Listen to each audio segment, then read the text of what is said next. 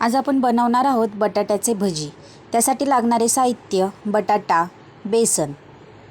सर्वात पहिले बटाट्याचे साल काढून घ्या। त्यानंतर त्याचे छान असे स्लाइस तयार करा।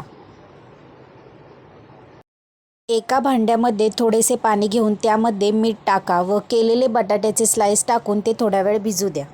एका भांड्यामध्ये थोडेसे बेसन, लाल तिखट, हळद, मीठ, ओवा व थोडे पाणी टाकून ते मिश्रण एकत्रित करून घ्या।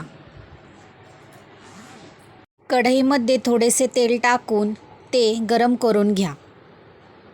गरम केलेले थोडेसे तेल बेसनाच्या सारणमध्ये टाकून ते छान हलवून घ्या, त्यामुळे भजी छान फुगतात। बटाट्याचे काप बेसनामध्ये बुडवून ते छान असे कुरकुरीत भाजून घ्या। तर मग रेडी आहे आपले बटाट्याची भजी।